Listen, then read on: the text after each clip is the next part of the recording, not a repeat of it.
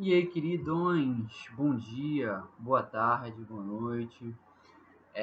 Vambora para mais uma matériazinha tranquilaça de ótica e espelhos planos, né? Espelhos vai ser a primeira matéria que a gente vai entrar na tal da formação de imagens, né? Que é uma coisa muito comum e muito temida pelos alunos, que como são formadas imagens, a gente vai ver que no espelho plano é o mais fácil de todos. Então aqui a aula de hoje vai ser tranquilaça. Tem vários conceitos bem legais para a gente discutir. Vem tranquilo, vem com calma, que hoje vai dar bom. Bom, falar de espelhos planos é falar do grande fenômeno da reflexão. A gente já até discutiu bastante isso, né? A gente falou que a reflexão da luz. O que é a reflexão da luz? É quando a luz bate em um meio, bate em uma superfície refletora e volta para o mesmo meio. A gente esquematiza isso aqui da seguinte forma: os raios chegando em linha reta, óbvio, lembra daquele princípio de propagação retilínea da luz, né? Estão vindo em linha reta, se eles estão vindo em linha reta, eles vão bater e vão voltar em linha reta. Bateu, voltou para o mesmo meio é o que a gente chama de reflexão, né? E cuidado, né? A reflexão ela pode ser regular ou difusa, né? Reflexão especular ou regular, o que que é? É quando a superfície ela é completamente lisa, bonitinha, ó, encerada, tranquilona. Então todos os raios que estão chegando nela estão refletindo da mesma forma, estão refletindo sob o mesmo ângulo, estão refletindo tudo bonitinho. Nesse tipo de reflexão é que a gente vê a formação de imagens. Por causa desse tipo de reflexão regular é que a gente consegue enxergar a imagem. Mas se a superfície não for nem um pouco lisa, for porosa, for áspera, cheia de irregularidades, o que acontece? O que acontece é que esses raios não vão refletir todos da mesma forma, né? Eles vão refletir de forma irregular ou difusa. A reflexão difusa, ou também chamada de difusão, esses raios não refletem da mesma forma porque eles não incidem da mesma forma. A superfície não é a mesma para cada um desses raios, então eles vão refletir cada um para o seu lado, bagunça, coisa doida. Isso aqui é muito comum na observação de cores nos objetos, né? As cores dos objetos a gente enxerga por causa desse fenômeno de reflexão difusa, em que a gente não precisa ter muito, os raios não precisam chegar ao mesmo ângulo, porque a gente não vai ver formação de imagem só que sabe de cor, né?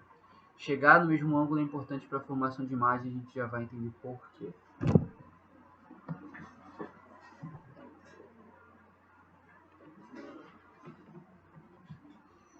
Bom, e aí falar de incidência de raios e reflexão, a gente vai precisar falar das leis da reflexão. Para isso, vamos olhar essa figurazinha que está aqui, olha só. Nela, a gente tem um raio que a gente vai chamar de raio incidente a partir de agora, tá? Porque é ele que está incidindo. Vamos pensar que ele veio de algum objeto ou de alguma fonte primária de luz, não importa. Importa que esse raio está incidindo na superfície e está refletindo. Então tem um raio incidente e tem um raio refletido. Toda vez que um raio incide em uma superfície, você já vai igual um tarado e já desenha a reta normal. Essa reta normal é muito importante. O que é uma reta normal? É uma reta que vai fazer 90 graus com a superfície. Então tá aqui, ó, uma reta que faz 90 graus com a superfície. E aí, daí, por que essa reta é importante? Porque é o seguinte, essa reta normal, o raio incidente e o raio refletido, de acordo com a primeira lei da reflexão, eles vão ser coplanares. Acostuma com esse nome, hein? Acostuma com os nomes, com as nomenclaturas. Ser coplanar significa que eles vão estar contidos no mesmo plano. Então vai estar tudo em um mesmo plano bonitinho, né? A gente não vai ter raio chegando e saindo para frente, né? Vai estar chegando e vai sair no mesmo plano. Isso é muito bom, isso é muito legal, isso facilita. E aí, para que serve a normal? Aqui, cara, a normal é importante quando a gente vai medir o ângulo que esse raio está incidindo na superfície, a gente vai medir o ângulo em relação à normal. Então a gente vai medir esse ângulo aqui.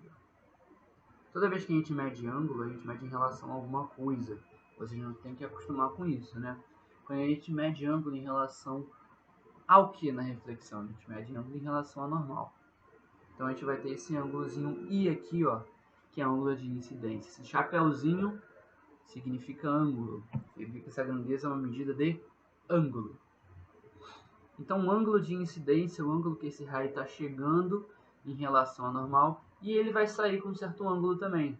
Ele vai sair com o ângulo de reflexão, que é um ângulo também medido em relação a normal. E o que me diz a segunda lei da reflexão? Significa que o ângulo diz, né, que o ângulo da incidência é igual ao ângulo de reflexão. Eles são congruentes, eles são iguais. Então, o ângulo de incidência é igual ao ângulo de reflexão. Se esse cara chega com um ângulo de 30 graus, ele vai sair com um ângulo de 30 graus. Se chega um ângulo de 42 graus, ele vai sair com um ângulo de 42 graus, sempre medido em relação a normal. Ah, professor, se ele me der isso aqui, ó, muitas questões vão dar, eles vão ser sacanas, ele vai dar aqui, ó, 60 graus. Ele deu um ângulo de incidência, queridos? Não, né? Ele não deu um ângulo de incidência, porque esse ângulo de 60 graus é o ângulo que o raio está fazendo com a superfície. Não é um ângulo em relação ao normal. Mas o que a gente sabe, né? A gente sabe que esse ângulo de 60 mais o ângulo de incidência vai ter que dar exatamente 90 graus. Então, nesse nosso exemplo, 60 mais o ângulo de incidência é 90 graus. Por quê? Porque, afinal de contas, a normal ela é definida por ter 90 graus, né? Então, se eu tenho 60 mais um certo ângulo que vai ser bater na normal, então 60 mais esse ângulo é igual a 90. Então, meu ângulo de reflexão vai ser 90 menos 60, que é o famoso 30 graus. Qual vai ser o ângulo de reflexão, então? Vai ser também 30 graus. Então, cuidado com essas pegadinhas, elas podem aparecer, né? Não chega nem a ser pegadinha, né? Eu não chamo de pegadinha, não é pegadinha. É só uma questão conceitual que você precisa saber. Quando a gente mede ângulo, na reflexão tem que estar medindo em relação a normal. Pega isso. E é claro, né? O ângulo de incidência é igual ao ângulo de reflexão. Tá, mas e aí? Como isso vai ser importante? Cara, isso aqui é tudo. As bases vão estar aqui.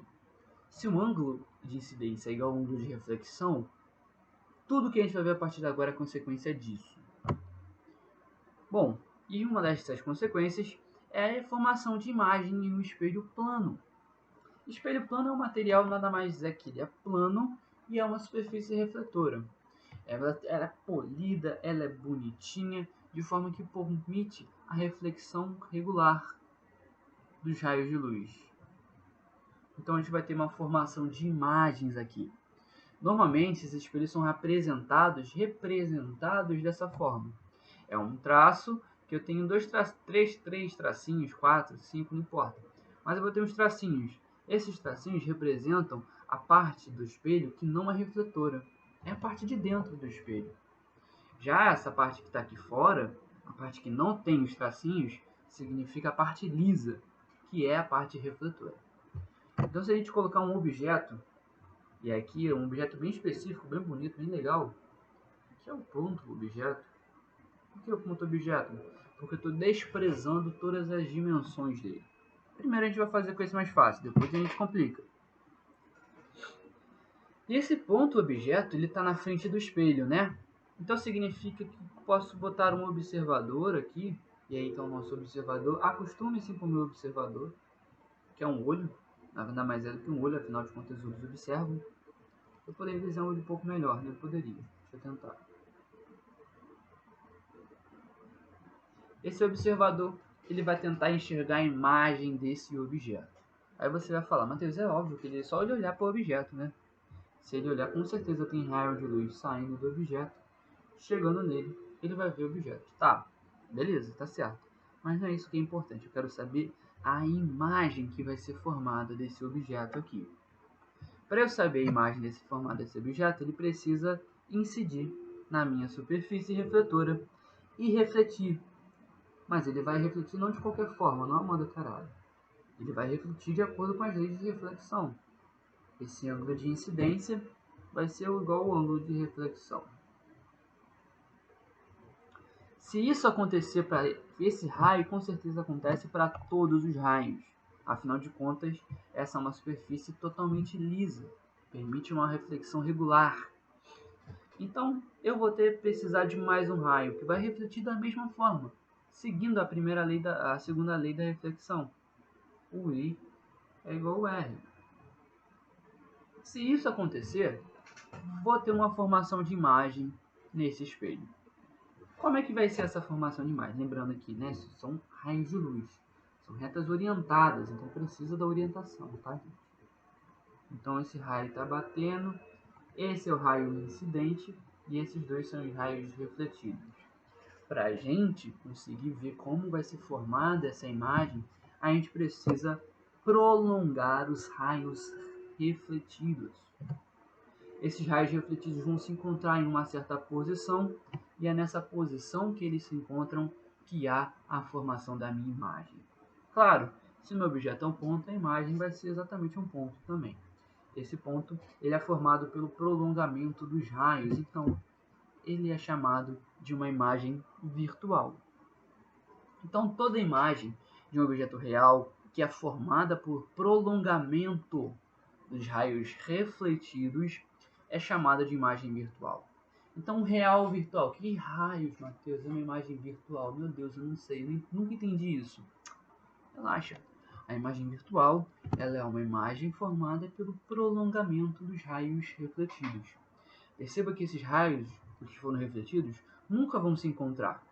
Eles até batem no olho, mas eles não se encontram. E para formar uma imagem, eu preciso de encontro de raios. Como eles não se encontram, mas o prolongamento deles se encontram. E eles se encontram nessa posição. Figurativamente falando, é como se essa imagem estivesse emitindo esses raios que estão batendo diretamente no olho. Porque, afinal de contas, né, a luz se propaga em linha reta, então é como se os raios estivessem saindo em linha reta da imagem, batendo no olho. Então, relaxa. A imagem virtual ela é sempre formada por prolongamento de raios refletidos. Prolongamento de raios, nesse caso vai ser refletido porque a gente está falando de reflexão, mas a gente vai ver depois, sempre que for prolongamento dos raios, é imagem virtual. Qual é a outra característica disso? Bom, é muito interessante para a gente saber a posição da minha imagem. É esse que é o grande lance. Saber onde é que vai estar a minha imagem, qual a distância que ele vai estar. E aí, eu não preciso... poderia fazer com qualquer um dos raios. Eu poderia fazer 3, 4, diversos raios saindo aqui. Qualquer um que eu fizesse, a posição da minha imagem iria ser a mesma. Sim, ia ser a mesma. Porque a posição da minha imagem ela vai ter que estar dentro de uma reta que vai ser muito importante, que a gente vai chamar de linha de simetria. Essa linha azul aqui, ó. Essa linha de simetria é uma linha que corta perpendicularmente o espelho, ou a reta que passa pelo espelho, tá? Não precisa cortar o espelho não, precisa passar perpendicular à reta que o espelho tá. Essa linha reta vai conter tanto o objeto quanto a imagem. Então a imagem de um objeto na frente do espelho está sempre em uma linha reta que passa perpendicular ao espelho. Sim, passa perpendicular ao espelho e contém tanto o objeto, então é ali que vai ter que estar a imagem também. Tá, mas ele poderia estar a qualquer distância. Qual é a distância? Perceba que o objeto ele tem uma certa distância até o espelho, que a gente vai chamar de D. D, distância do objeto até o espelho. Então a imagem também vai estar a uma certa distância do espelho, que eu vou chamar de D'. Lembrando, atente-se, né? Que essa linha significa tudo que for imagem vai ter o tal da linha. É uma nomenclatura de física. Então D' é a distância da imagem até o espelho. Bom, o que a gente sabe é que vocês precisam lembrar é que a distância do objeto até o espelho é a mesma distância da imagem até o espelho. O D vai ser igual ao D'. Isso daqui, isso e isso é o que você tem que levar como base para tudo na aula de hoje. Toda vez que a gente estiver falando de formação de imagens, é isso que você precisa saber. A imagem ele vai ter que estar na mesma reta que passa pelo objeto, a linha de simetria, e a imagem vai ter a mesma distância até o espelho do que o objeto está até o espelho. Beleza? Esse é o plano geral. Vamos ver agora. Vamos ver agora a formação de imagens. Olha só. Perceba que aqui eu tenho 3 objetos. Esses objetos estão em posições completamente diferentes do espelho. Mas a distância do objeto 1 até o espelho tem que ser igual à distância da imagem do objeto 1 até o espelho. A posição é na linha de simetria e a distância é igual do objeto até o espelho e da imagem até o espelho. É a mesma coisa. Objeto 2 tem a linha de simetria, beleza. Então essa imagem do objeto 2 vai ter que estar na linha de simetria. A linha perpendicular que passa pelo espelho. Show de bola! Sei onde é que vai estar o objeto 2. A imagem do objeto 2. Mas qual é a distância que essa imagem vai estar até o espelho? É a mesma distância que o objeto vai estar desse espelho. Olha o objeto 3. Cara, o objeto 3 não está nem na reta do espelho, mas não importa. Claro, não importa. Vai ter algum raio de luz que vai sair dali desse objeto, vai refletir. Maneiro. Então não preciso estar na frente do espelho para formar a imagem? Não, não precisa. O que você precisa é ter a possibilidade de ter algum raio de luz saindo de você, chegar até o espelho. Por exemplo, agora tem um espelho aqui na minha sala. Eu não estou me vendo, não estou na reta do espelho. Mas eu tenho certeza que um observador vai conseguir me enxergar através daquele espelho. Porque se eu estou enxergando no espelho, significa que tem raio de luz saindo do espelho chegando até mim, certamente tem raio saindo de mim, chegando no espelho, né? Então, o objeto não precisa estar na frente do espelho para ser formada uma imagem desse objeto. Mas, independente disso, essa imagem vai estar na mesma linha de simetria. Uma linha que é perpendicular à reta que passa pelo espelho. Não precisa passar pelo espelho. Tem que passar nessa reta aqui, ó, que está passando no espelho. Se ela for perpendicular, é o que a gente chama de linha de simetria. Então a imagem desse objeto 3 vai estar na linha de simetria. E qual é a distância?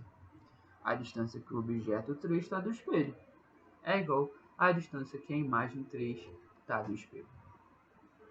Então, cara, perceba, eu só usei as duas propriedades. Eu só usei a tal da linha de simetria e que as distâncias são iguais. Vamos lá.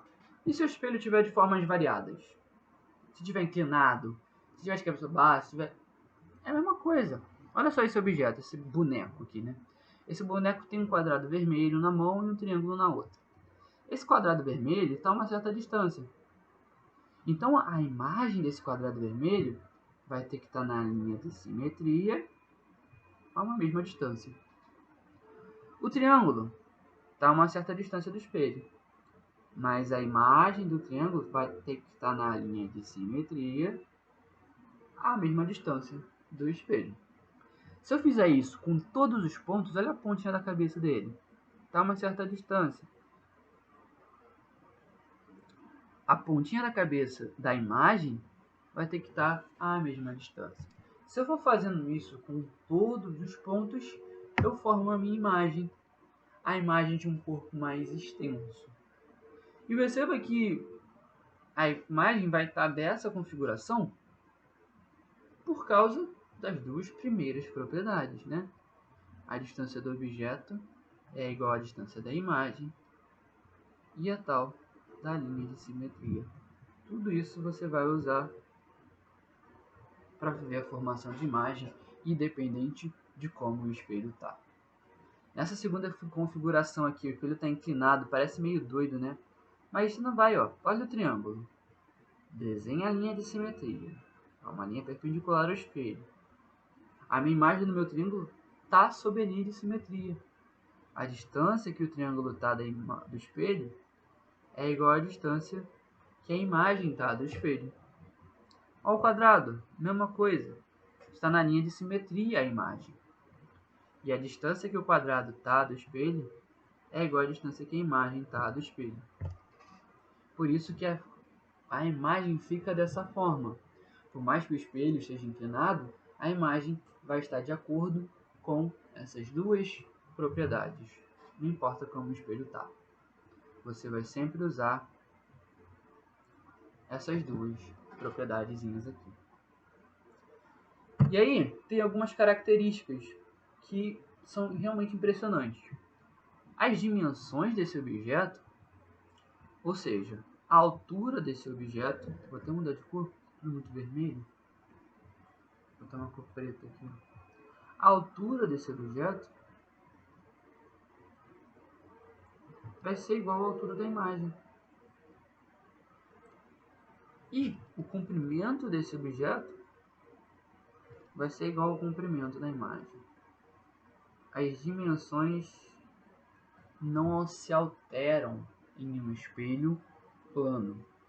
A gente chama isso, né, de uma imagem normal. E aí o normal aqui não é de ser perpendicular não, porque é a mesma imagem. A imagem não foi alterada, a imagem não está diminuída, a imagem não está ampliada, a imagem está normal. E isso independe da distância, que é muito contraintuitivo, né? Eu sei que parece, às vezes, quando você se afasta do espelho, que essa imagem vai diminuindo, mas isso não é uma verdade. Essa imagem continua a mesma. O que dá é uma pequena sensação no cérebro de bug, tipo um bug, porque os ângulos estão alterando, né? Então, esses ângulos que os raios estão chegando em você estão sendo alterados, então isso dá a sensação de que você está diminuindo. Mas se você for medir a imagem que está lá no espelho e a sua altura, tem que ser igual. Essa é a ideia. Independe da distância. As dimensões da imagem e do objeto são iguais para o espelho plano. Vou botar aqui, ó.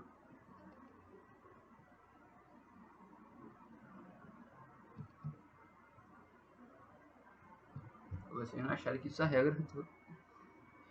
E aí? O que é além disso? A gente já sabe, tá bom, as dimensões são as mesmas, né?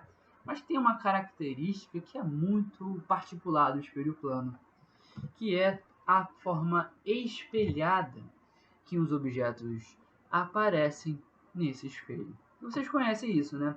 Vocês levantam a mão direita no espelho. Quando tu olha a tua imagem no espelho, é como se lá tu estivesse levantando a mão esquerda. Ué, como assim, mano? É verdade. Se tu levanta a mão esquerda no espelho, se você olha para a sua imagem, é como se lá na imagem estivesse levantando a mão direita.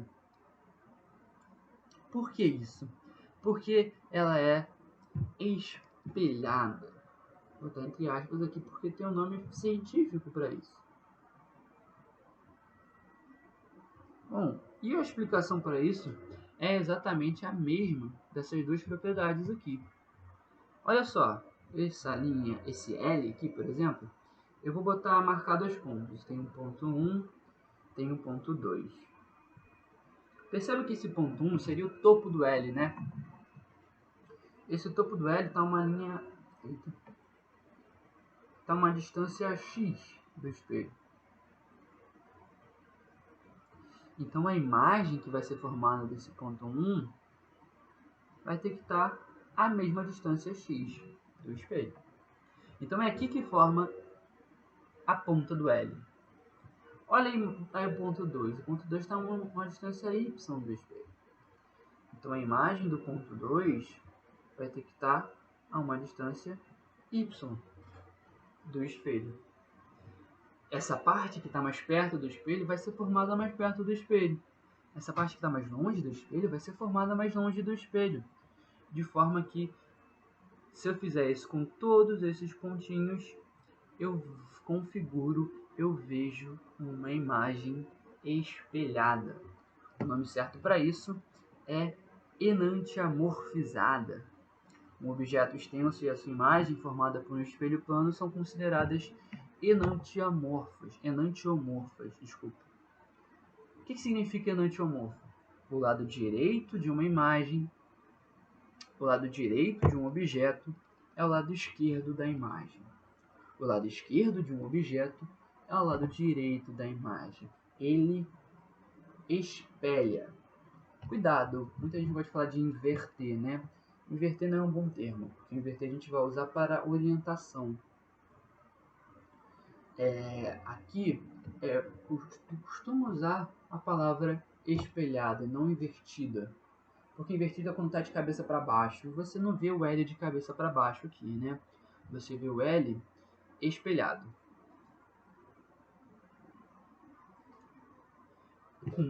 É como se fosse uma inversão, mas uma não inversão no sentido vertical, uma inversão horizontal. Mas cuidado com esses termos.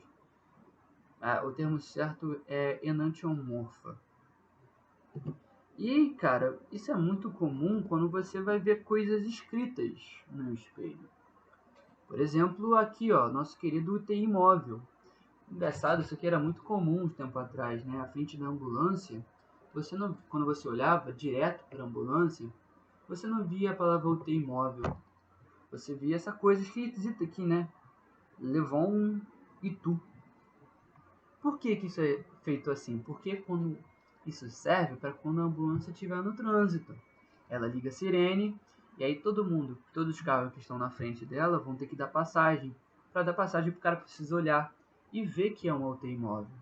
Então, quando o cara olha através do espelho, ele vê escrito de maneira correta. Porque se tivesse escrito aqui, ó, UTI móvel, quando o cara visse espelhado, ele não ia ver UTI móvel. Ia ver outra coisa. Ia ver exatamente isso daqui. E aí até o cara se ligar que é uma ambulância, que é alguma coisa importante, pô, perdeu tempo. Então eles inverteram, eles enantiomorfizaram, eles espelharam a palavra para que no espelho tivesse certo. Olha que da hora. E aí isso aqui é uma grande fonte de erro. É uma extrema fonte de erro. Porque uma coisa escrita no espelho vai estar espelhada, mas o que significa estar espelhada? É que as suas letras vão estar mudadas. Mas além disso, o que é esquerda vai para a direita da imagem. O que era direita na imagem vai para o que era direita no objeto vai para a direita, à esquerda da imagem. Então tá trocado, ó. O que é esquerda foi para aqui, ó, na direita. O que era direita da minha imagem foi para aqui, ó, na esquerda. Então, por isso que além de estar espelhado, está escrito ao contrário, né? Está escrito Levon e tu, mas a gente lê UTI móvel. Na dificuldade, gente, vai aparecer uns exercícios aí, né? Qualquer dificuldade para você ver como é que vai aparecer, você desenha um espelho e escreve a sua palavra. Por exemplo, aqui, ó, UTI móvel. UTI móvel na frente do espelho, como é que isso ia aparecer? Cara, não tem forma mais fácil de fazer isso. É só você pensar que o U ele está mais perto do espelho. Então, o U vai estar aqui. O I ele está um pouco distante do espelho. Então, o I, lá dentro do espelho, vai estar um pouco mais distante. O L está longeão, né? No espelho também vai estar longeão. Quando você for escrevendo, você vai ver que a imagem que vai ser formada vai ser essa daqui, ó. Levon e tu. Então, na dificuldade, não sabe como fazer? Escreve a palavra, desenha um espelho e vai fazendo essa propriedade aqui para cada uma das letras. Sempre, né? Invertendo. Sempre espelhando as letras. E aí tu vai ver como ela vai ser escrita, vai aparecer escrita lá dentro do espelho. Então, só para finalizar aqui, qual é a classificação de uma imagem formada no espelho plano? Então, ela vai ser virtual, porque é formada pelos prolongamentos.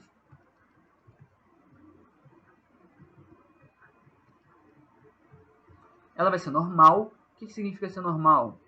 Mesmo tamanho. Ela é direita. O que é direita ou direta? Tem a mesma orientação. Então, cara, mesma orientação significa que isso aqui não está escrito de cabeça para baixo, tá? A imagem no espelho plano não aparece de cabeça para baixo, porque tem a mesma orientação. E ela é antimorfa, porque afinal de contas ela parece espelhada. Essa é a classificação, isso aqui precisa estar bem fixado, anota isso no post-it, leva para o coração, porque isso é muito importante. Gente, vamos lá, vamos fazer uns exercícios aqui, pra gente ver como que isso é cobrado e você ver que isso é molinho. Olha lá. O Oscar está na frente de um espelho plano, observando um lápis como representado na figura. Está aqui o Oscar e 4 possíveis lápis, imagem dos lápis, né? E o lápis aqui na frente dele. Observe, com base nessas informações, é correto afirmar que o Oscar verá a imagem desse lápis na posição indicada pela letra. Qual dessas posições aqui de fato representa a imagem do lápis vista pelo Oscar? E aí, gente, vocês sabem, né? A imagem tem que estar na mesma linha de simetria, na mesma linha que passa o lápis, o objeto. Então, só pode ser o L. Veja também, você poderia ser um pouco mais criterioso, mas e a distância? Porra, essa distância aqui é igual a essa distância aqui. Então, não tem jeito. Só pode ser a letra B. Olha já essa daqui. Uma vela está sobre uma mesa na frente de um espelho plano inclinado, como representado na figura a seguir. Assinale a alternativa cujo diagrama representa corretamente a formação da imagem do objeto nessa situação. Bom, a gente poderia olhar as alternativas e ver que a mais óbvia, né, seria, vamos lá, a C é meio esquisita e a D também, né, a vela ficou meio inclinadinha. O que está acontecendo aqui? Vamos desenhar o nosso espelho inclinadinho e a nossa vela. Deixa eu ver se tem algo melhor para fazer isso. Tem um lugar melhor para fazer isso. Vou fazer aqui. Vamos lá, como a gente faz isso? Tem que desenhar o espelho inclinado e a tal da vela.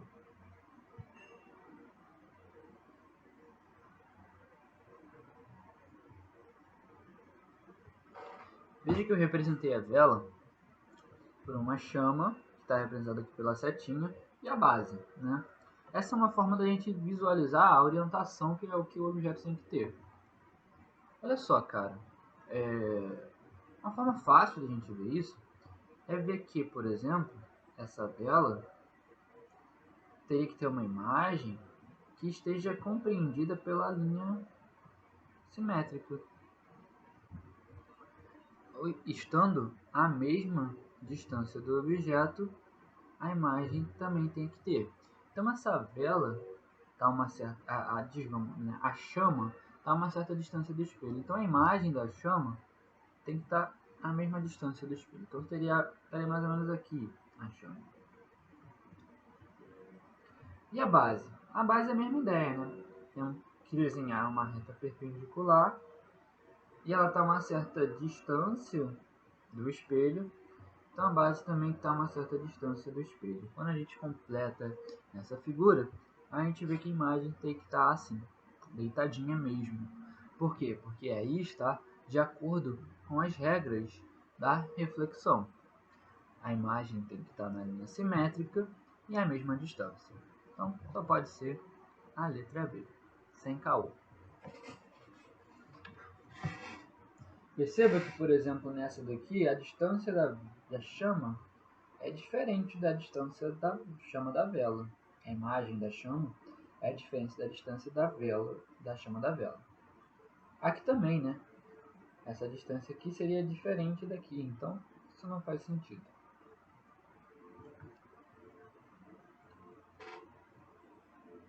Tranquilo? Letra B, suavezinho, né? Show de bola.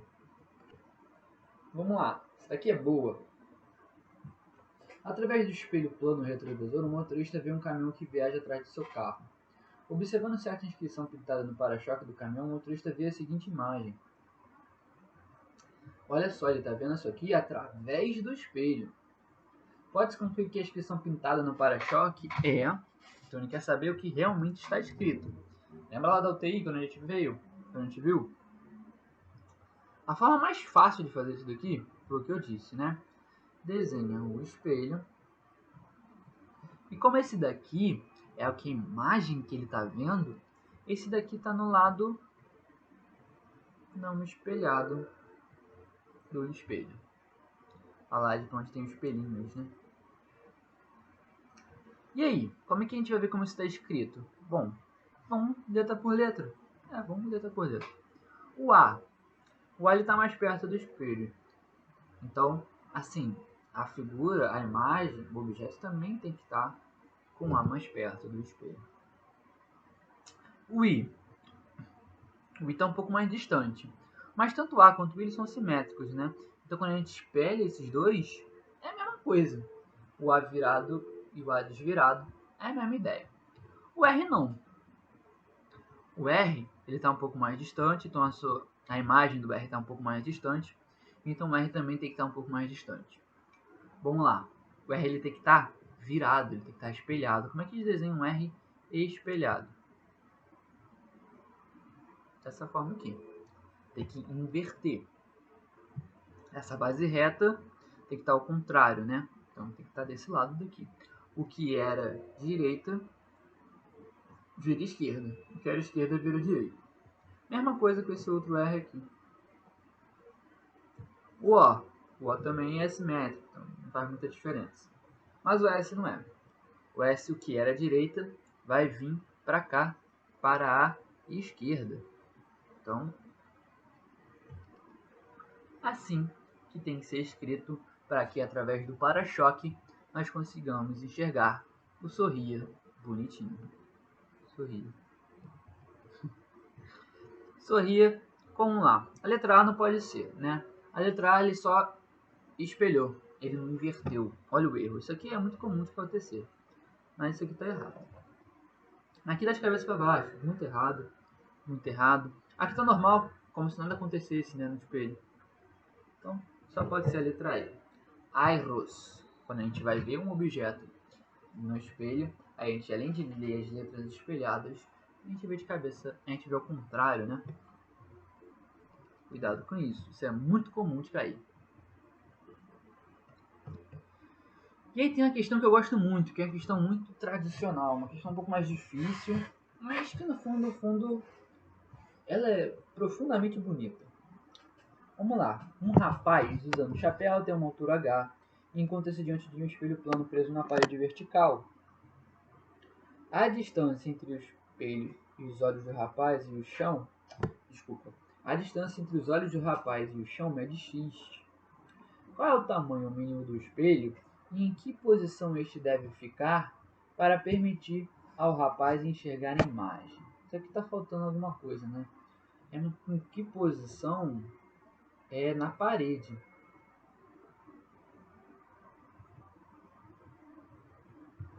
Qual a altura do chão ele deve estar, esse espelho? Essa é a pergunta certa. Vamos lá, vamos tentar esquematizar esse problema aí. Aqui tem um jovem. Você viu que eu não botei nenhuma figura muito complexa para vocês não acharem, mas eu tenho que não sei desenhar. Não precisa saber desenhar, não. Faz palitinho mesmo, porque vai dar certo. Se você usar uma reguinha, vai dar certo. Ó, e esse menino, ele tá na frente de um espelho. Maneiro, tá na frente de um espelho. Isso aqui é um espelho, tá? Eu vou tirar aqui porque essa imagem ela vai ficar muito poluída. Mas isso daqui é um espelho.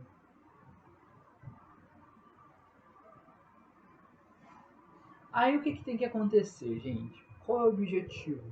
Ele tem que enxergar o seu corpo completo. Ele quer chegar de cabeça aos pés. Vamos lá. Para isso acontecer fisicamente, o que tem que ocorrer?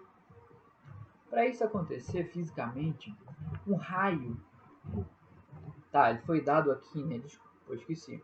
Foi dado x que é a altura do olho até o chão, e o Hzão, que é a altura total desse moleque. Para isso acontecer fisicamente, um raio de luz tem que sair do pé do camarada e tem que ser capaz de atingir o espelho. Bom, a gente sabe que qualquer outro raio de luz para cima vai atingir o espelho. O último raio de luz que atinge o espelho é esse que atinge a extremidade.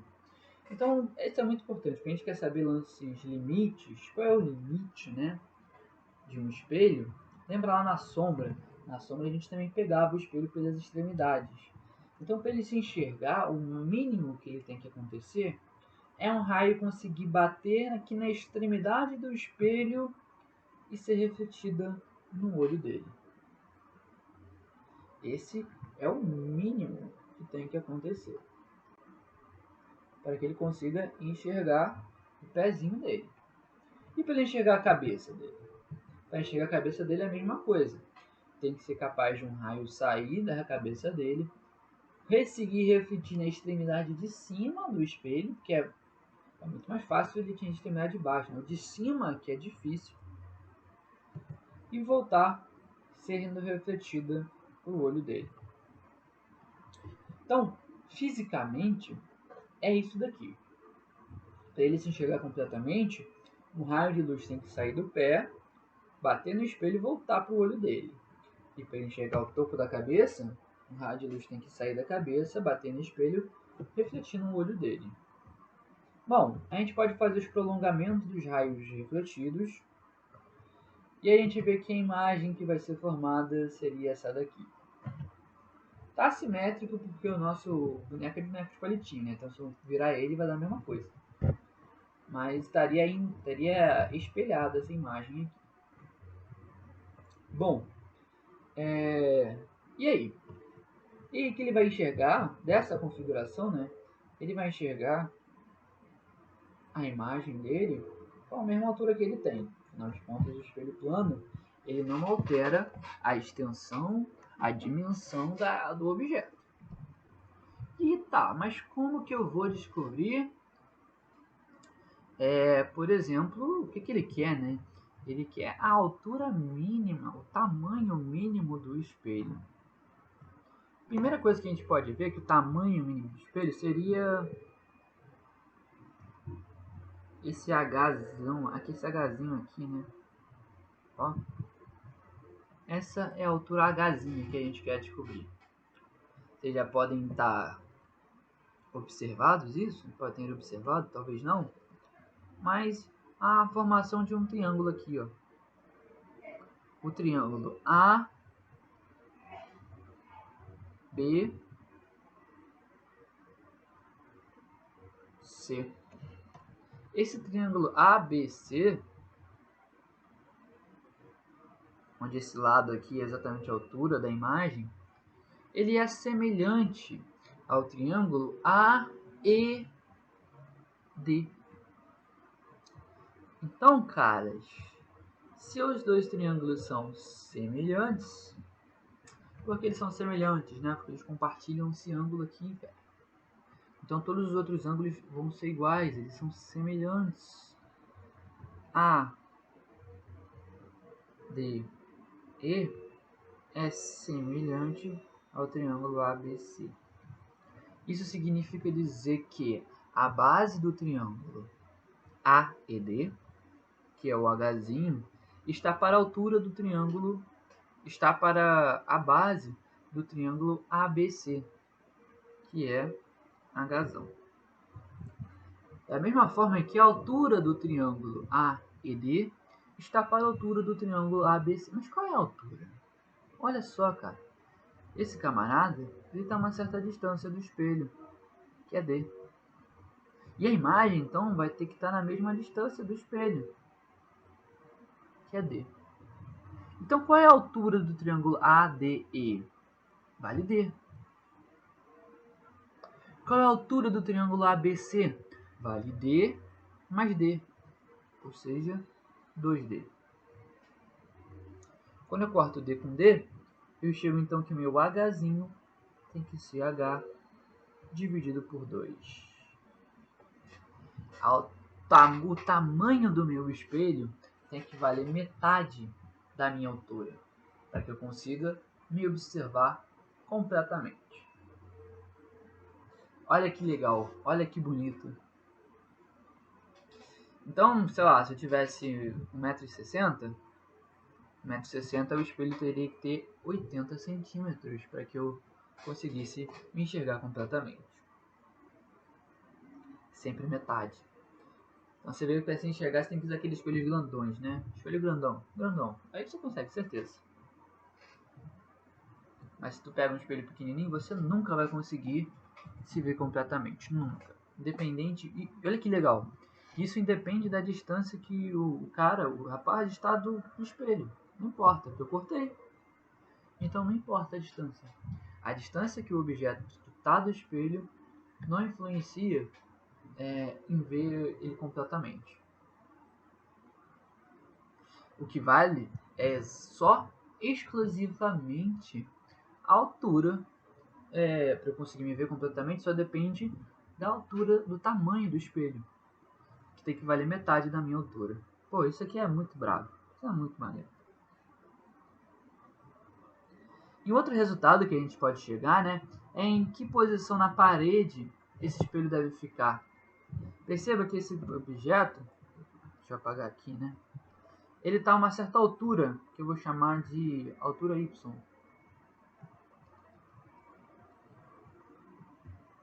Ele está a uma certa altura Y da parede. Será que essa altura importa? Sim. Olha só, afinal de contas, eu vou ter o triângulo. Olha só como é que a gente vai fazer. Qual é a altura?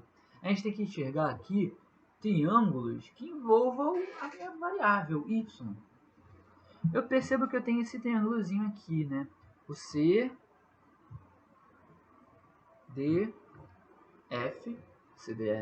nossa senhora. Eu tenho um triângulo CDF e esse triângulo é semelhante ao CAG, onde esse lado aqui está correspondendo exatamente ao X, a altura do olho até o chão. Então, olha lá, o triângulo CDF é semelhante ao triângulo formado pelos vértices CAG. Ou seja, Y vai estar para X, que seja, a altura do triângulozinho está para a altura do triângulozão. Da mesma forma que a base do triângulozinho D está para a base do triângulozão, que vale exatamente 2D. Então, corta D, corta um D. O Y vai ser X dividido por 2. Da mesma forma, cara, a altura que ele está, para que eu consiga me observar, vai influenciar se eu enxergo ou não completamente a minha imagem. E essa altura que ele tem que estar vai ter que ser metade da altura dos meus olhos. Mano, isso é muito bonito. Isso é muito legal. Isso é questão, já caiu, discursiva, fica ligado.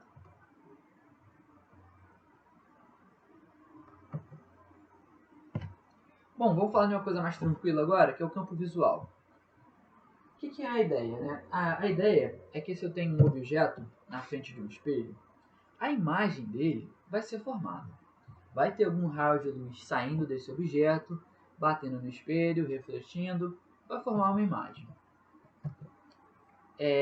Mas olha só, qual é a condição para que um observador consiga enxergar essa imagem? Então ele não consegue enxergar a imagem de qualquer posição. Por exemplo, eu olhando para um espelho agora, eu não consigo enxergar todas as imagens que estão sendo formadas no espelho, porque eu tenho que entrar no campo visual daquele objeto. Como é que a gente determina isso? A gente vai fazer o seguinte: a gente vai pegar dois raios luminosos que estão batendo nas extremidades dos espelhos. Então tem esse raio batendo nessa extremidade e eu vou ter um outro raio batendo na outra extremidade. Perceba que se eu prolongar esses raios, eu vou formar uma imagem mais ou menos aqui. E tá Certo, afinal de contas essa imagem tem que estar na linha simétrica. Tá um pouco torto aqui, gente, me desculpa, mas eu vou consertar isso para o PDF. Tem que estar na linha simétrica. E aí quando eu prolongo esses raios, né, eu vejo o seguinte, até aí tudo bem, né? Eu sei que a imagem tinha que estar nessa posição.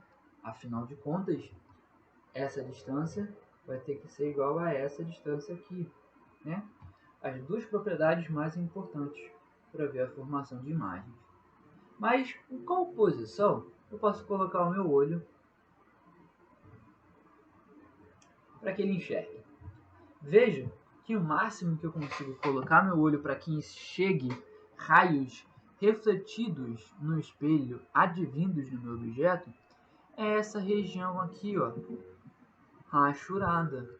Toda essa região que eu pintei é região de campo visual, porque essa região eu tenho certeza que vão ter raios saindo do meu objeto sendo refletidos e chegando, né, até essas posições.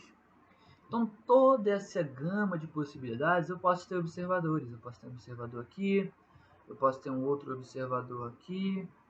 Eu só não posso ter um observador aqui fora. Se eu tenho um observador exatamente nessa posição, ele não vai conseguir enxergar a imagem do objeto A. Não vai. Porque nessa posição não tem raios refletidos que saem do objeto refletidos nessa posição aí. Então o campo visual seria toda essa região aqui.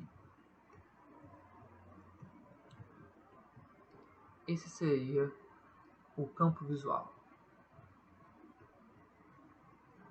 E tem outras formas de a gente fazer isso, né, que são até um pouco mais fáceis. Eu só queria mostrar para vocês a técnica certa. A ideia é que, como a gente já sabe onde vai estar a imagem, é só desenhar traços que tangenciam o espelho nas duas extremidades. Eu vou ter exatamente esse triângulozão aqui, né? O campo visual vai ter essa região compreendida antes e depois do espelho. Exatamente essa região que eu rachurei aqui. Então não precisa fazer esses raios refletidos não. Você sabe onde está a imagem, você traça esses retas tangenciando o espelho, então tu vai ter o seu campo visual. Claro que aqui não vale, né, gente? Pô, aqui não vale, que eu estou dentro do espelho. Só fora do espelho é que vale essa região. Esse foi o caso para que o objeto está fixo e eu tenho que determinar a posição do observador. Mas também, em muitos exercícios, é comum eu ter um observador e querer saber a posição do objeto. Eu vou fazer basicamente a mesma coisa. Eu quero saber qual vai ser os raios que vão conseguir sair do objeto, refletir pelo menos nas extremidades do espelho, que sejam capazes de refletir até o olho. Esses são os raios que eu consegui desenhar. Então, essa daqui seria a região na qual esse olho consegue enxergar um objeto. Se eu coloco um objeto 1, um objeto 2 e um objeto 3, todos esses objetos conseguem ser vistos, mas um objeto 4, não. Nessa posição aqui, eu não tenho raio de luz saindo do objeto e chegando no olho. Então esse observador ele não consegue enxergar o objeto 4. Uma outra forma de fazer isso é a mesma ideia do outro, só que em vez do a gente faz a imagem do observador. Traça as retas que tangenciam no espelho, então toda essa região antes do espelho será o campo visual desse observador. Isso é só um macetinho, tá? A ideia, fisicamente, eu já te expliquei porquê, mas o macetinho é: desenha a imagem do observador e traça as retas tangenciando o espelho. Dessa forma, você consegue, a partir de um observador fixo, determinar qual a posição do objeto que posso colocar para ser observado. Então, essa daqui, né, seria o campo visual nessa segunda situação. A ideia é a mesma. Tranquilinho, show de bola.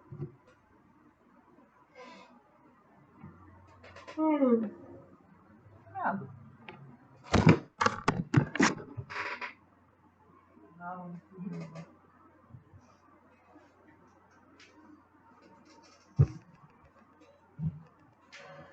Bom, agora vamos para uma coisa um pouco mais interessante, que é o que acontece quando eu coloco mais de um espelho na minha jogada. Quando eu associo espelhos quando postos frente a frente para obter um número maior de imagens. Essa é a ideia da associação de espelhos. É uma forma que eu posso colocar dois espelhos diferentes, E1 e E2, e eu coloco um objeto entre esses dois espelhos. O que vai acontecer? Vamos devagar. Primeiro, vai acontecer que esse objeto ele vai formar uma imagem 1, que é a imagem formada pelo espelho 1. Ele está a uma certa distância do espelho 1, então ele vai formar uma imagem a essa mesma distância até o espelho. Tranquilo, né? Essa é o que a gente estudou até agora. Mas olha só, esse objeto também está na frente do espelho 2. Então ele também vai formar uma segunda imagem, a imagem 2, que é a imagem formada pelo espelho 2. Se ele está à mesma distância até o espelho, a imagem vai ter que ter a mesma distância até o espelho. A distância que eu estou chamando de D é uma distância qualquer. E aí, acabou? Não. Acontece que vocês viram lá atrás, né, que um objeto ele não necessariamente precisa estar na linha, na frente do espelho para que seja formada uma imagem. Afinal de contas, a gente pode,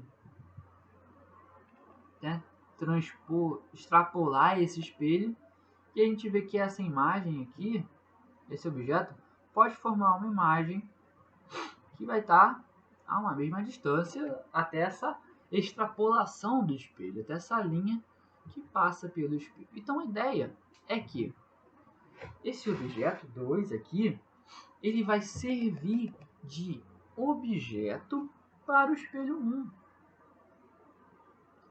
Então a imagem formada por um espelho também vai servir de objeto para o outro espelho. Então olha só que doido. Essa imagem 2 vai servir de objeto para o espelho 1, de forma a gerar uma terceira imagem. Onde é que essa terceira imagem vai estar? Gente, espero que você já esteja cansado de ouvir isso. Se ele está a essa mesma distância D, a imagem 3 vai estar a uma distância D também. E a imagem 1 também vai servir de objeto para o espelho 2. Onde é que vai estar essa imagem, essa segunda imagem, né, do espelho 1, da imagem 1? Se ele está à distância D,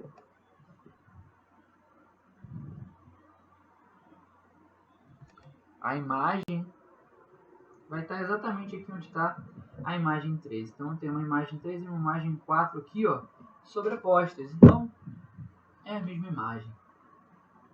Então olha só o que aconteceu, cara. Quando eu coloquei dois espelhos, eu não tenho só uma nem duas imagens, eu tenho mais. O número de imagens, nesse caso, é 3. Perceba, né? Eu tenho essa imagem 1, eu tenho imagem 2, eu tenho imagem 3 e 4, que é a mesma coisa. Então é uma só. Então eu tenho 3 imagens quando o ângulo entre eles era de 90 graus. Então você já pode pensar, né, que se eu mudar esse ângulo, eu vou mudar o número de imagens? Sim. Se você muda esse ângulo, eu altero o número de imagens formadas. Aqui parou, porque agora está tudo atrás do espelho, né? Então não tem mais como formar. Não tem ninguém servindo de imagem para ninguém. Mas quando tem ângulos diferentes, ainda vai ter mais formação de imagens. E quantas imagens eu vou ser formado? O número de imagens de uma associação de espelhos é dado através dessa expressãozinha aqui, ó. Bonitinha. Vai valer 360 dividido pelo θ, onde θ é o ângulo entre os espelhos. Vai valer essa razão, 360 dividido por θ menos 1. Por que menos 1? Porque menos 1 é até como se eu estivesse tirando, subtraindo o objeto. Se você fizer aqui, por exemplo, 360 dividido por 90, vai dar 4. Você não tem 4 imagens. Eu tenho apenas 3. Esse cara é o próprio objeto. Então esse menos 1 é justamente para tirar o objeto. O n é o número de imagens. E aí, cara, você vê que isso aqui é muito utilizado. Você usa isso, por exemplo, no barbeiro. Né? Não sei se você usa no barbeiro, salão de beleza. Quando você quer mostrar a parte de trás do seu cabelo, o que o cabeleireiro, né, quer mostrar a parte de trás do cabelo, o que ele faz? Ele pega um espelho, coloca aqui atrás. Porque afinal de contas, gente, não tem raio de luz saindo da sua parte de trás da cabeça, batendo no espelho e chegando no seu olho. Isso não acontece. Porque afinal de contas, sua cabeça ela é opaca, né? Então, para enxergar a parte de trás, eu preciso de um espelho aqui atrás. Aí sim, esse espelho aqui atrás capta a luz que está sendo refletida pela parte de trás da cabeça, reflete nesse espelho, esse espelho vai refletir para o espelho da frente, e esse espelho da frente vai refletir para o seu olho. Então eu tenho uma dupla reflexão aí. Para você enxergar a parte de trás do seu cabelo, eu preciso de uma dupla reflexão. A parte de trás refletiu no espelho, refletiu no outro, chegou no seu cabelo, chegou no seu olho. Isso é uma das técnicas. Em teatro, antigamente, usava isso também. Se eu quisesse ter uma certa multidão, né?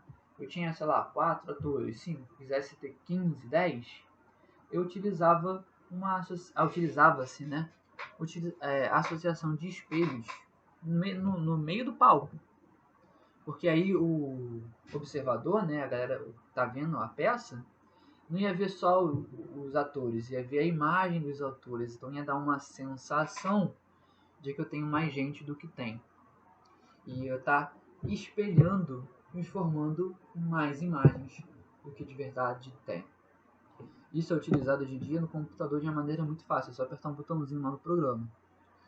Se você for cenas de guerra, cenas que tem muita gente, de multidão, se você observar direitinho, não são todas as pessoas que são diferentes, não. Você vai ter várias pessoas iguais. Por quê? Porque ele vai estar na função espelhada. Então ele meio que aumenta o número de imagens que de fato foram gravadas pela câmera. Então se eu tenho 5, 10 figurantes, eu posso fazer isso virar 70, 80 figurantes e fazer uma bela de uma multidão.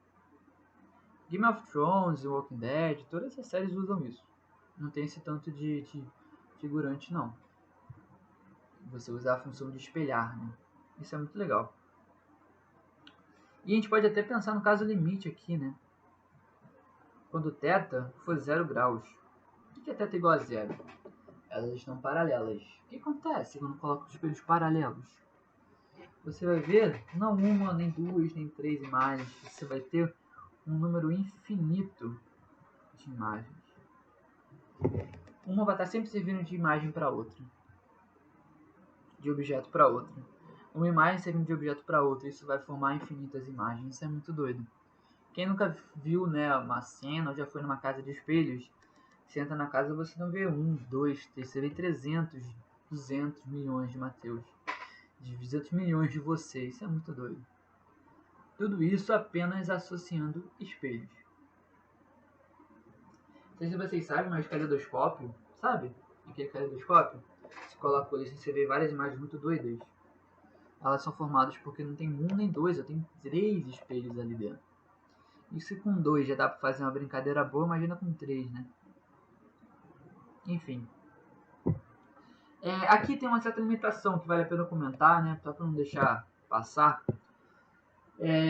Se essa razão 360 dividido por θ for um número par, isso o observador verá n imagens para qualquer posição que o objeto tiver no espelho. Ele pode estar aqui o objeto, ele pode estar aqui o objeto, não importa.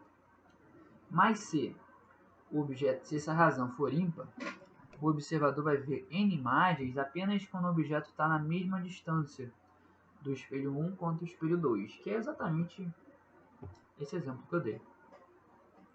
A maioria das vezes vai ser esse exemplo aí, tá? Não vai ter muito problemas, não. Você não vai encontrar muito exercício, não, mas é bom comentar. Quando ele não tiver equidistância, essa fórmula meio que não vale mais, né?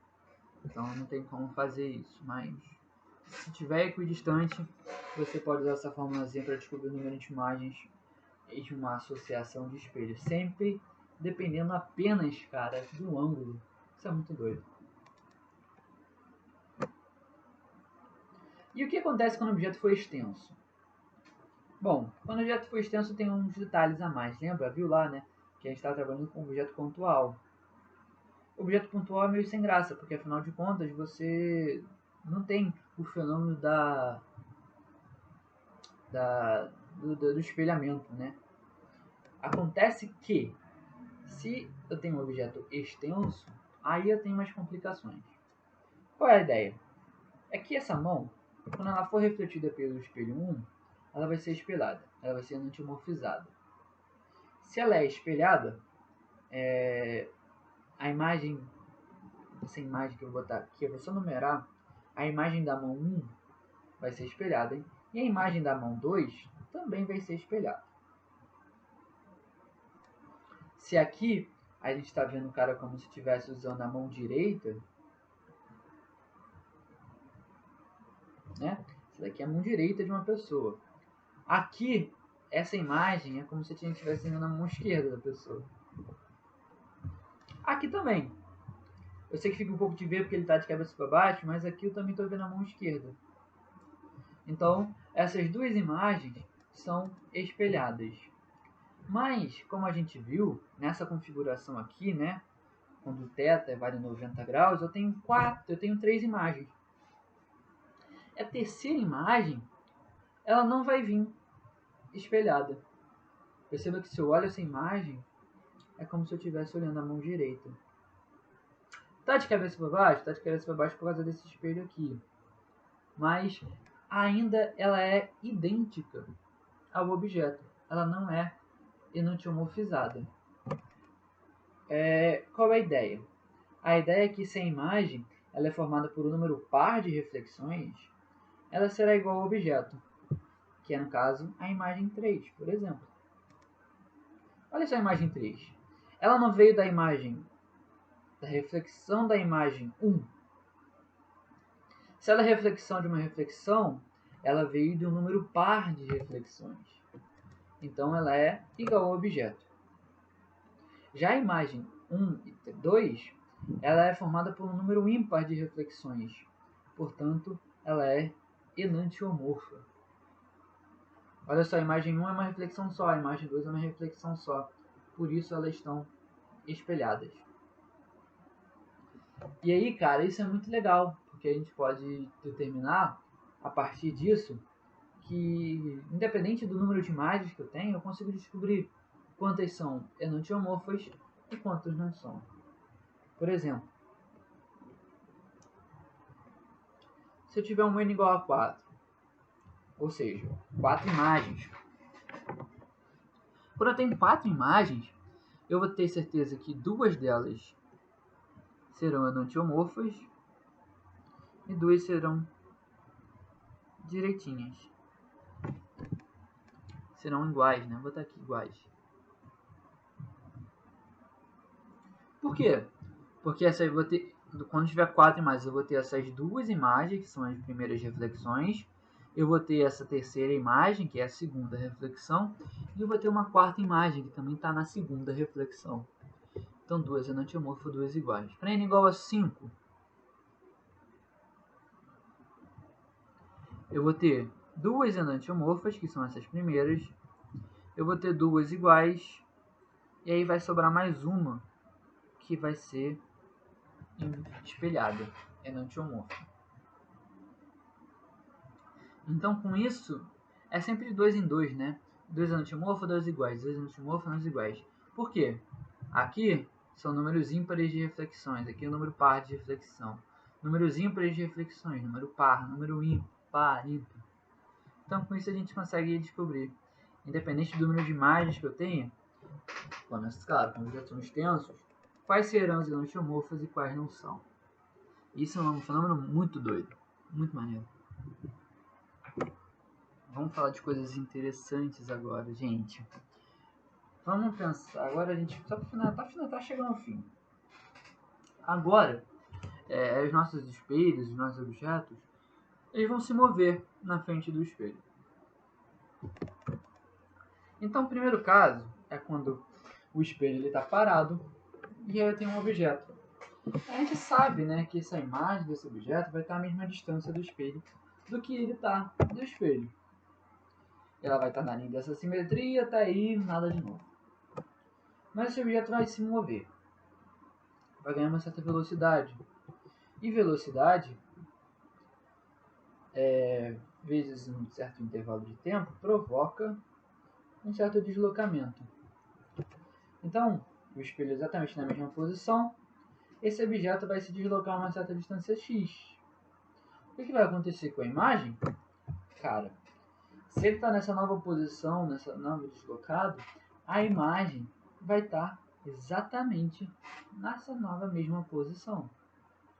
Então, tanto se ele se aproximou quanto ele se afastou, o quanto ele se aproximou e o quanto ele se afastou vai ser exatamente o quanto a imagem vai se afastar ou o quanto a imagem vai se aproximar. Por isso eu vou botar aqui, ó, mais ou menos. Porque essa pode se aproximar ou que ele pode se afastar. Então, com essa velocidade, esse objeto ele se desloca, a imagem vai se deslocar também. Até aí, nada de novo. Então, se a imagem vai se deslocar também, a imagem também vai adquirir uma velocidade, né?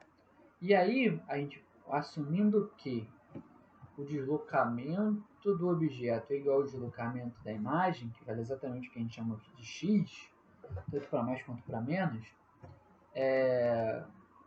se o i se desloca o mesmo tanto em relação ao espelho no mesmo intervalo de tempo, significa dizer que a velocidade do objeto em relação ao espelho é igual à velocidade da imagem em relação ao espelho. Nada demais, né? Se o objeto se afasta a 2 metros por segundo, você vai ver a sua imagem aumentando também a 2 metros por segundo. E aqui tem que ter muito cuidado nesses tipos de problema, porque é muito comum, em vez desse cara dar a distância até o espelho, dar a distância do objeto até a imagem, que vai valer exatamente, né, gente, 2D. E aí nessa nova configuração, a distância do objeto até a nova imagem, o que vocês acham que vai valer, né? D mais x vai dar 2D mais 2x. Então, mais ou menos, né? Ele pode estar se aproximando quanto se afastando. Então, gente, quando subtrai essas duas coisas, 2D mais ou menos 2x menos 2D, isso me dá exatamente 2x. O que vale? O que significa esse 2x? Foi o quanto a imagem e o objeto se afastaram. É o afastamento ou aproximação, né, do objeto e da imagem.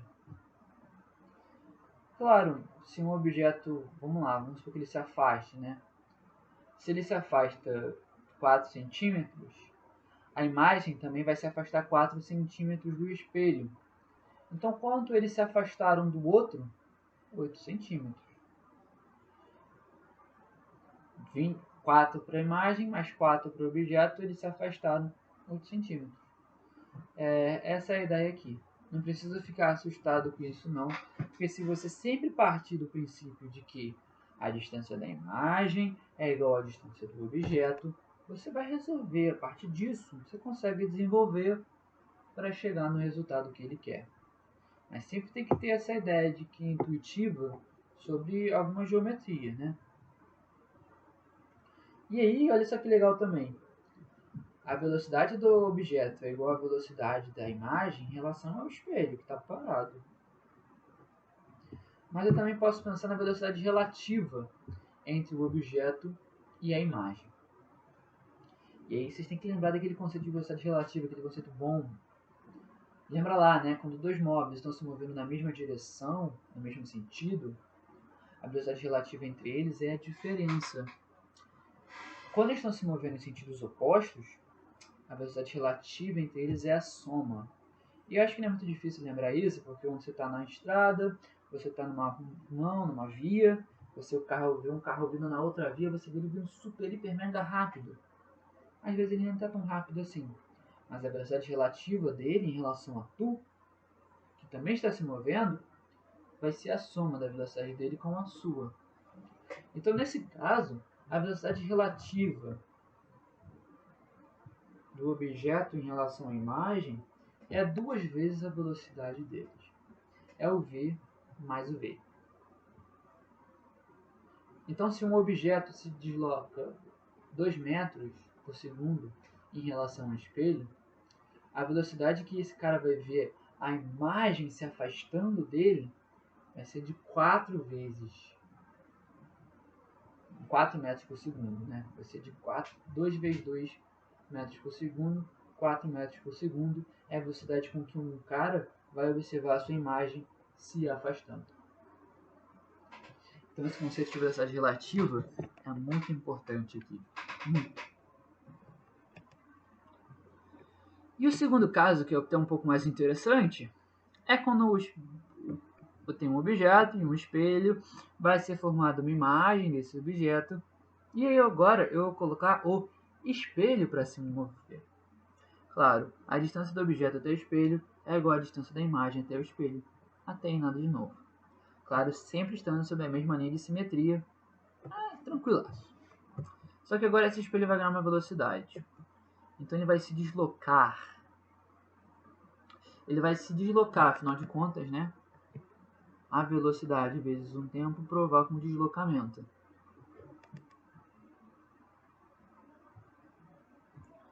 Esse deslocamento, em relação à posição que ele já estava, eu vou chamar aqui de x. Então, o meu objeto que está na mesma posição, agora ele vai estar mais distante do espelho. Óbvio, porque o espelho se afastou dele. Qual é a distância que ele está do espelho? É o d mais x. Então a imagem, cara, também vai ter que se afastar do espelho. A imagem também vai ter que estar com o d mais x em relação ao espelho. Então agora o espelho se movimentando fez com que a imagem se movimentasse também. E aí? O que é interessante a gente saber disso? A gente pode, por exemplo, achar o valor y, que é o quanto a imagem se deslocou. Anota isso daí, ó. O y é o deslocamento da imagem. Como que a gente vai fazer isso?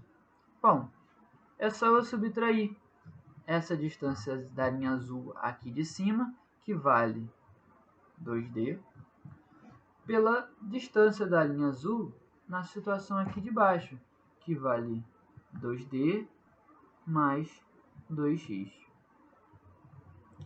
Então, quando eu faço 2D mais 2x menos 2D, isso daqui vai me dar exatamente y, que vai valer exatamente 2 vezes x.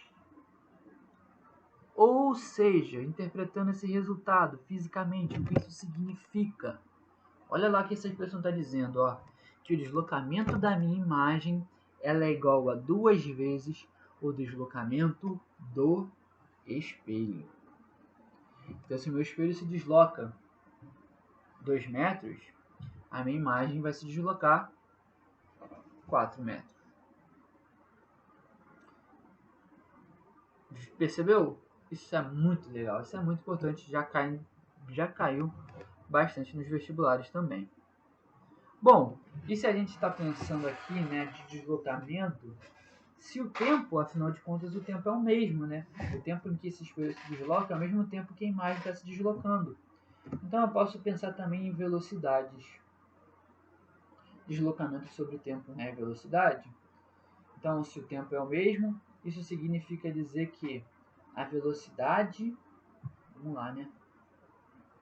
É deslocamento sobre o tempo. Se o tempo é o mesmo para os dois, a velocidade vai depender apenas do deslocamento. Como o deslocamento de y é o dobro do deslocamento de x, isso significa que a velocidade da imagem tem que ser o dobro da velocidade do espelho. A mesma ideia daqui, né? Se eu tenho deslocamentos, para achar a velocidade é só dividir por tempo. Mas o tempo é o mesmo para os dois, então a velocidade vai ser proporcional ao deslocamento. Quem desloca mais significa que teve uma velocidade maior.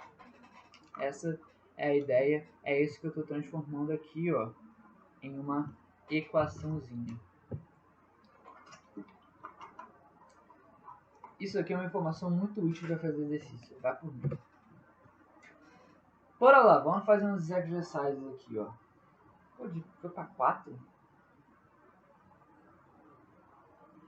Acho que esses números de exercícios aí estão errados, porque eu não ter feito tanto exercício assim não. Se liga, Piero utiliza seu relógio na mão esquerda, coloca-se a 3 metros de um espelho plano. O garoto levanta a mão esquerda. Analise as seguintes afirmações, ou as afirmações a seguir, não importa. Piero vê a sua imagem a 6 metros de si. Isso é verdade? Né? Olha lá. Se um objeto está a uma certa distância, e essa distância nesse caso é 3 metros, a imagem também vai estar a 3 metros do espelho. Então qual é a distância do objeto, que é o Piero, até a sua imagem? 3 mais 3, 6 metros. A imagem é invertida, isto é, com os pés para cima. Realmente, gente, você se olha no espelho plano e você se vê de cabeça para baixo? Não, né? A imagem levanta a mão que não possui o relógio. Olha que doideira. Ele está falando, utiliza seu relógio na mão esquerda, e o garoto levanta essa mão esquerda. A imagem vai estar levantando a mão direita? Não é assim, né, gente? A gente vai ver a mão que está sendo levantada, vai parecer ser a mão direita, só que ainda vai ter que estar com o relógio, porque afinal de contas o relógio está na mão dele. Então não é o que você levanta a mão, é a imagem levanta a outra, como se ela tivesse uma vida própria. Não é isso. O espelhamento, o enantiomorfismo, ele surge daquelas propriedades de estar à mesma distância e de estar na mesma linha simétrica. Mas não é como se levantasse a mão esquerda, a outra levantasse a mão direita. É como se, mas não é. Né? Então, se ele levanta a mão esquerda, que tem um relógio, a mão que vai ser levantada no espelho também vai ter o relógio. Só que ela vai parecer como se fosse a mão direita. A imagem tem a mesma altura do garoto? Verdade, porque afinal de contas a gente classificou a imagem de um espelho e ela é normal, ou seja, possui as mesmas propriedades, as mesmas dimensões. Então apenas 1 e a 4 estão corretos. Cuidado com essas questões conceituais. Hein? Olha essa daqui que legal.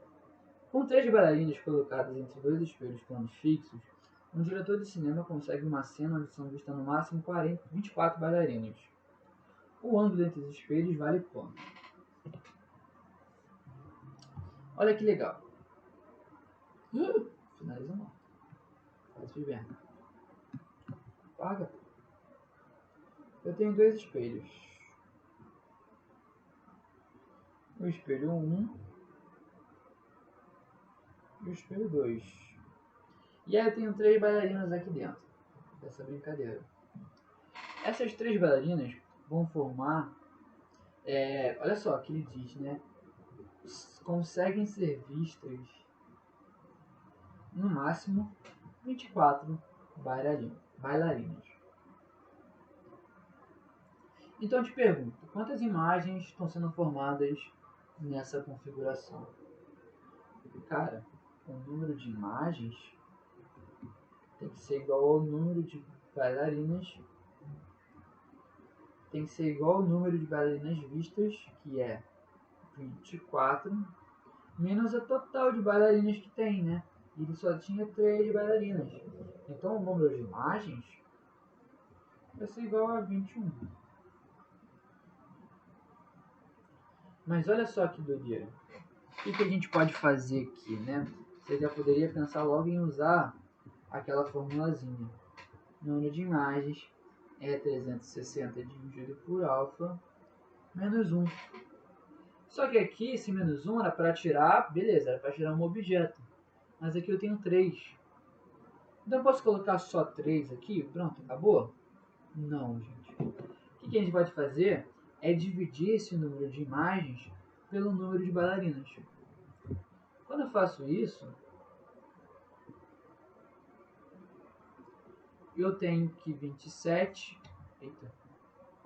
21 dividido por 3, eu vou achar então que eu tenho 7 imagens para cada bailarina. Então a gente transformou esse número de imagens por número de bailarinas. A gente viu um número de imagens por bailarina. Então se eu tenho 7 imagens por bailarina, então eu tenho aqui uma forma, agora sim eu posso utilizar essa formulazinha aqui. Agora sim eu tenho imagens para cada uma bailarina. Então eu vou ter 7. 7 é igual a 360 dividido pelo alfa, pelo θ, sei lá, botei θ lá, né? Pelo ângulo, aqui pelo ângulo, menos 1. Passar isso daqui para cá, eu vou ter então que 8 é igual a 360 dividido pelo θ. Eu multiplico o cruzado aqui e vejo que θ vai ser igual a 360 dividido por 8. 360 dividido por 8, minha gente, quanto é que vai dar? 360 dividido por 8. O máximo que eu posso colocar aqui é 4. Nós conta 4 vezes 8 dá 32. Para 36, falta 4. Desço 0, dá para multiplicar? Dá, né? Então, 8 vezes 5 vai me dar o 40. Então, θ vai valer 45 graus. Letra D, tranquilo, suavinho. Beleza? Vamos para mais um.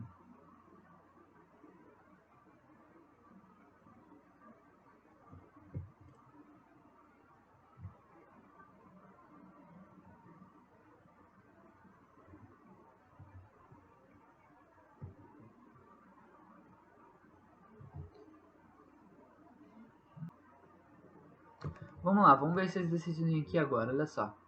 Um homem caminha com velocidade de módulo v igual a 3 metros por segundo. Então a velocidade do homem é 3 metros por segundo. Em relação ao solo, em direção ao espelho vertical E, a qual também se move com velocidade de módulo v de 4 metros por segundo, também em relação ao solo. Um módulo da velocidade da imagem, a gente quer a velocidade da imagem, em relação ao homem é tanto. Perceba que esse aqui, caso, não, pô, mas você pode até ficar bolado, né? Mas você não falou disso. Você pulou a matéria, você falou o objeto se movimentando no espelho parado e o objeto parado e o espelho se movimentando. Você não falou dos dois juntos. Eu não preciso. Porque, afinal de contas, a gente pode pensar no conceito de velocidade relativa do homem em relação ao espelho. Lembra que quando a gente usa esse conceito de velocidade relativa, é como se a gente estivesse tratando de alguém parado, a gente para alguém, e o outro se movimenta com uma velocidade VR. Então a gente acaba entrando no caso do observador parado e o espelho se movimentando. Qual é a velocidade relativa nesse caso? Depende, né? Se eles estão indo no mesmo sentido, vai ser a velocidade do maior, que é a velocidade do espelho, menos a velocidade do menor, que é a velocidade do homem. Então a velocidade relativa vai ser 4 menos 3, 1 metro por segundo. Então é como se ele tivesse parado e esse espelho se movimentando com 1 metro por segundo. O que a gente viu? Né? A gente viu que a velocidade da imagem é igual a 2 vezes a velocidade do espelho. Isso ido em relação, né, ao homem, em relação ao cara parado. Então a velocidade da imagem vai ser 2 vezes a velocidade do espelho. Mas para essa situação na que ele está parado, vai valer 1 metro por segundo. Então a velocidade da imagem vai ser de 2 metros por segundo. Letra C de Cristo. Tranquilão. Show de bola.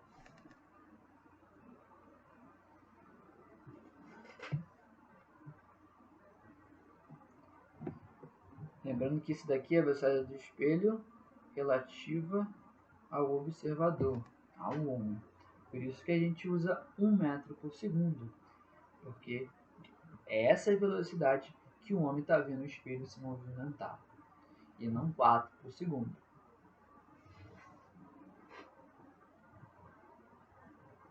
Tranquilão, né, gente?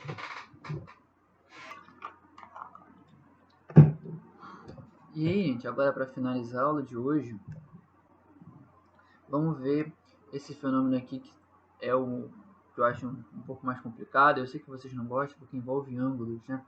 Que é a rotação de espelhos. Vamos ver o que vai acontecer agora quando um raio, esse raio ele está vendo que ele está incidindo sobre esse espelho 1 aqui. Perceba que esse raio, ele é um raio qualquer não, esse raio está vindo perpendicular à superfície. Então o ângulo que ele está fazendo com a normal é 0. Mas não importa, afinal de contas a lei ela continua valendo. Se ele incide com 0, ele vai ser refletido com 0. Então o raio bateu e voltou na mesma direção. Nesse caso, veio perpendicular ao espelho. O que vai acontecer quando eu girar esse espelho? É o mesmo espelho, né? Esse mesmo espelho, só que agora ele girou. Ele está fazendo um ângulo alfa, um ângulo θ com o que ele estava inicialmente. O que vocês devem pensar é que se esse espelho girou, a imagem também vai girar. Significa dizer que esses raios que estão que incidiam na superfície em um certo ângulo, agora eles vão girar também, porque o espelho girou. Então, essa imagem ela vai ser transladada um certo ângulo que a gente quer descobrir. Para a gente descobrir, vamos fazer análise desse caso particular aqui, com esse raiozinho. Mas isso é o resultado que a gente vai chegar, no resultado geral. Mas nesse caso específico fica mais fácil de ver. Porque se a gente pegar o mesmo raio, incidindo de novo nessa direção aqui, como o espelho agora está inclinado, agora ele vai ter um certo ângulo com a normal. Agora ele vai ter um certo ângulo com a normal. E aí, esse ângulo com a normal, o I, vai ser exatamente o mesmo ângulo que ele vai refletir, o R. Afinal de contas, essa é a primeira lei, essa é a lei mais importante da reflexão. E aí você percebe que antes esse raio refletido tinha uma certa inclinação, agora o raio refletido teve uma certa inclinação, ele se inclinou, ele se transladou um certo ângulo que a gente vai chamar de beta. Se o espelho inclinou, significa que os raios que estavam chegando nesse espelho também se inclinaram, também tiveram um certo deslocamento. E aí a ideia é investigar quanto é que vai estar valendo esse beta. Quanto a gente quer entender aqui, quanto vai ser a rotação da imagem em relação à sua posição de origem. Então o espelho se rotacionou um ângulo θ, a imagem vai se rotacionar um ângulo beta.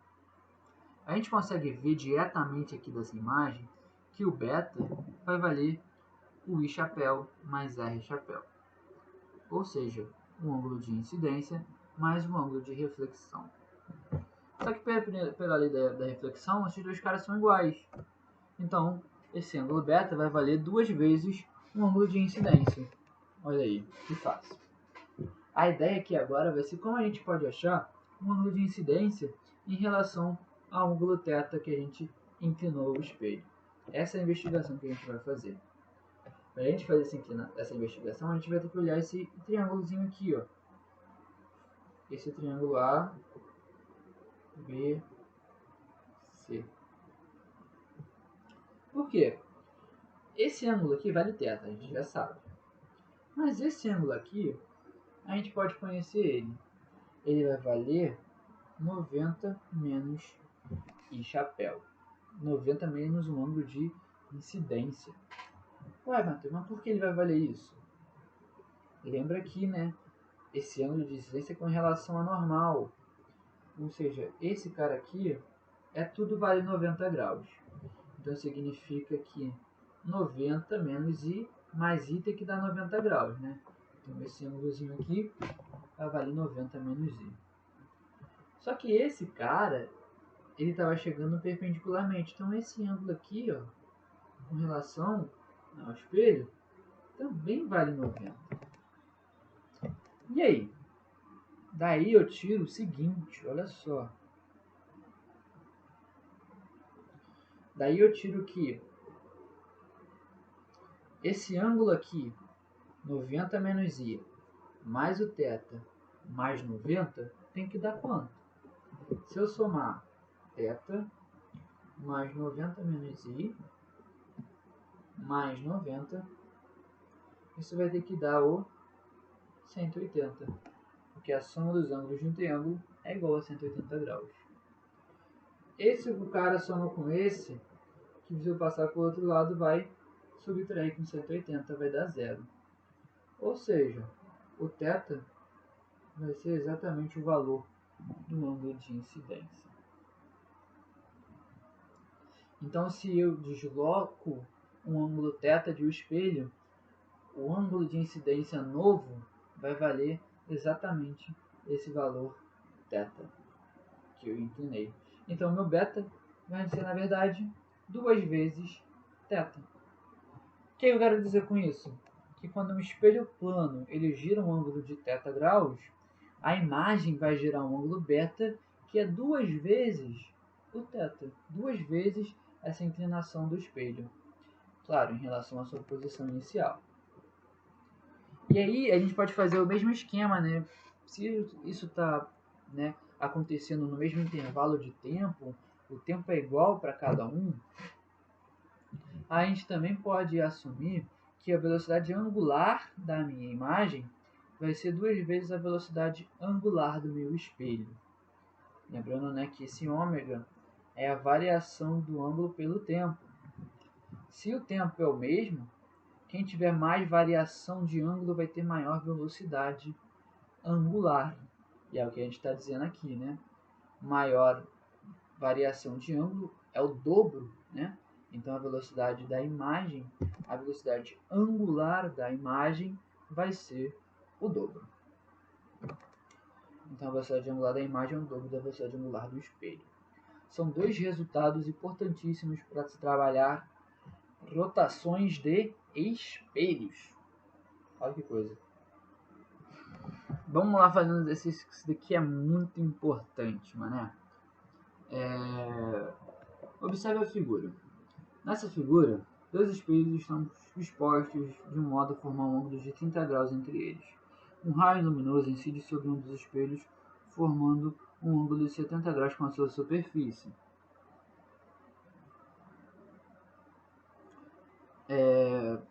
Esse raio, depois de se refletir nos dois espelhos, cruza o raio incidente, formando um ângulo alfa D. Então a gente quer saber esse ângulo alfa aqui. Cara, não tem como fazer esse exercício a não ser com muita calma e paciência. Porque, a priori, a gente pode olhar e pensar desse triângulo aqui ser um triângulo equilátero, né? Então esse aqui vai ser 30, 30, isso não faz muito sentido. né? Afinal, 30, 30, 30 não vai dar 180. Então tem que ir com muita calma. E ver, vamos lá, esse raio ele chegou com um ângulo de 70 graus.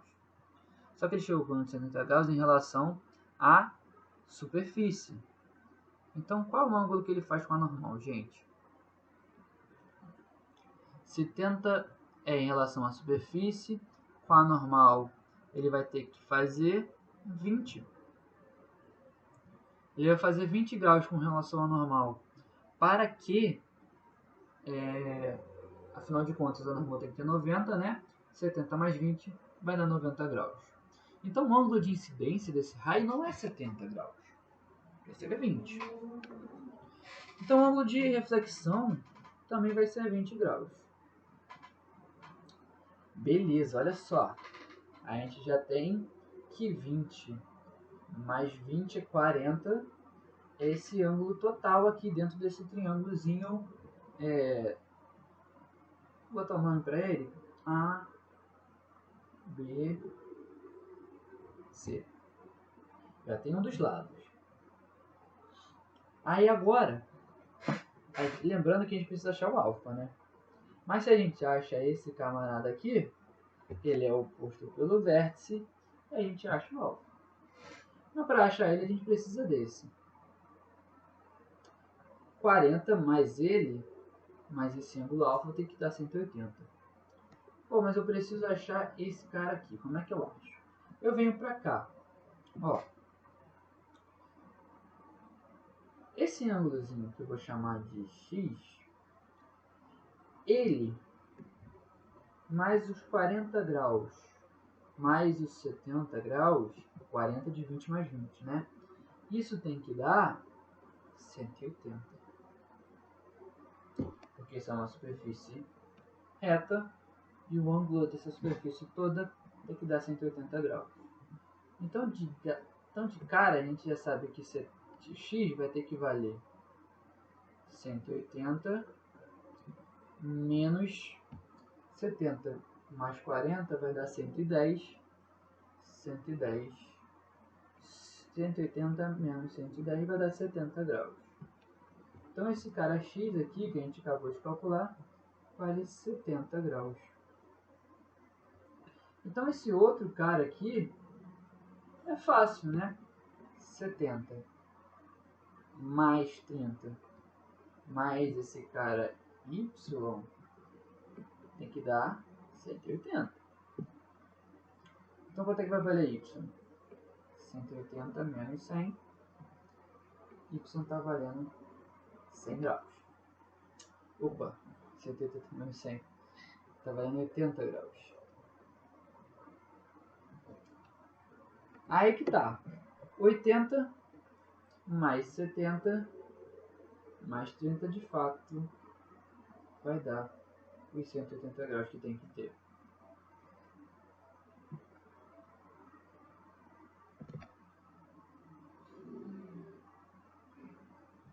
Eita porra. Peraí.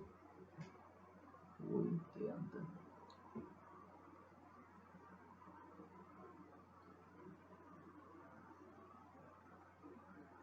Tá, mas o que eu faço com esses 80 graus? Eu vejo que esse raio de luz incidiu. E esse raio de luz tem um ângulo de 80 graus com relação ao espelho. Mas não é esse que a gente gosta, né? A gente gosta com relação à normal. Com relação à normal, ele vai fazer quantos graus? Adivinha só? 10 graus. Então esse ângulozinho aqui, ó, vale 10 graus. Se esse ângulo vale 10 graus, de reflexão vale também 10 graus, ou seja, tudo isso vai valer 20 graus Celsius. Então vou redesenhar o ângulo ABC. Vou tentar redesenhar o ângulo ABC.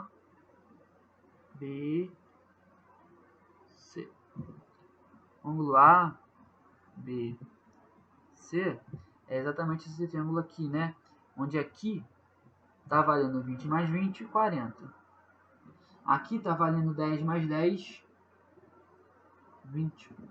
Então, quanto é que vale esse ângulozão aqui? 60 para 180 eu preciso de 120 graus. Então meu ângulo alfa também vai ter que ser 120 graus, porque ele é oposto pelo vértice. 120 graus é a letra B. Mano, isso aqui é muito da hora. Me amarra fazer esse triângulozinho. E olha, cara, eu só usei a única propriedade de triângulo que você não pode esquecer, que é a soma dos triângulos tem que dar 180 graus. O resto é física.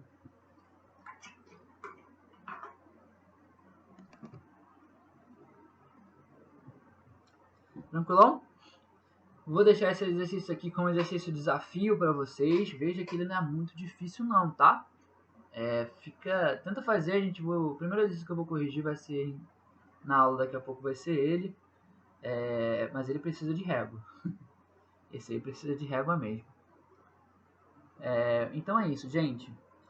Obrigado aí por quem assistiu. Espero que tenha sido esclarecedor. Espero que eu tenha ajudado a fazer alguns exercícios. E daqui a pouco a gente se encontra. Pega essa matéria, que essa matéria não é tão difícil assim. Envolve apenas uns ângulozinhos, mas nada demais, né? No final de contas, nada demais. Tranquilão? Beijo no coração. Valeu. Tchau, tchau.